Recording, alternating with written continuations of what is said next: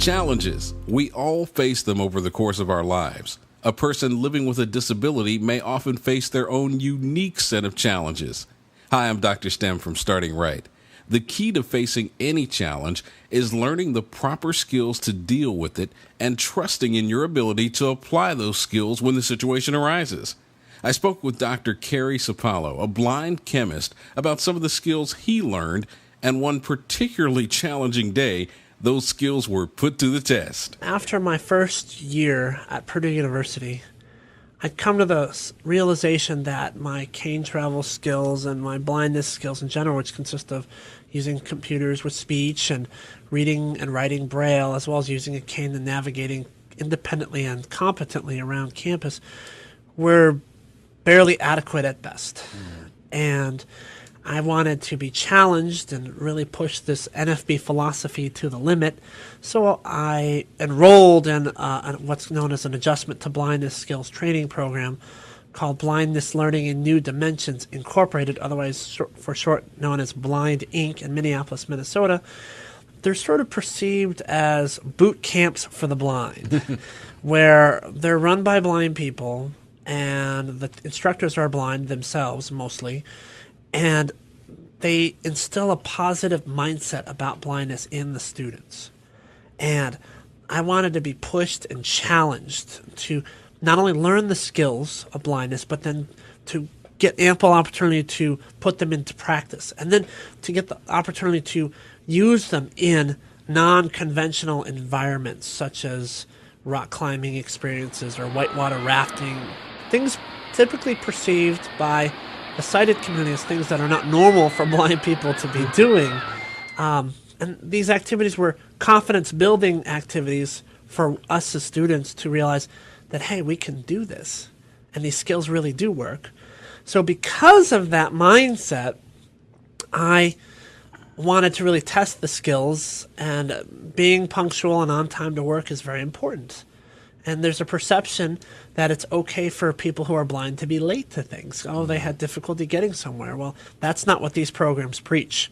Punctuality, on time, and if how you plan to get somewhere doesn't work, stopping and waiting for help is not usually a viable answer. So you work your way through whatever the elements present themselves. And so on this particular night during the school year at Purdue, it was wintertime, I normally caught the bus from the west side of campus into main campus to go to work. I was a laboratory computer consultant for the university at the time, and I hate being late to anything. And it started snowing really, really hard, and I come out of the dorm and saw that there was about 3 or 4 inches of freshly fallen snow, and the end was not in sight. Oh, no. And it was so fresh they hadn't shoveled anything yet. And so I called in to work and I called the bus company first to see if the buses were on schedule, and they informed me that they were still doing the day runs of the bus and they hadn't started the night runs yet. So I'm like, this could take a while, and I've got 20 minutes to get to work. So I just put my hat on, gloves on, and barreled out into the snow. And what I learned was my cane can still touch the sidewalk fairly easily when it's freshly fallen snow. And so I was able to feel the sidewalk and find the streets and cross the streets. Nobody was driving because the weather was so awful. And I actually made very good time walking through the freshly fallen snow all the way to campus and around and across past this building and that building, and up the path and down. And then I remember climbing up the steps to the building where the computer lab was, where I worked, patted my feet off of the snow, went into the lab and called in and logged in just before 7 o'clock that evening when my shift started. And the supervisors on duty at the time were just surprised that I was there, of all people, because of the bad weather. But whereas a lot of their other lab consultants who were not disabled didn't show up, or they were really, really late. And it's because they didn't have the same value for punctuality and commitment to the employment opportunity that I did.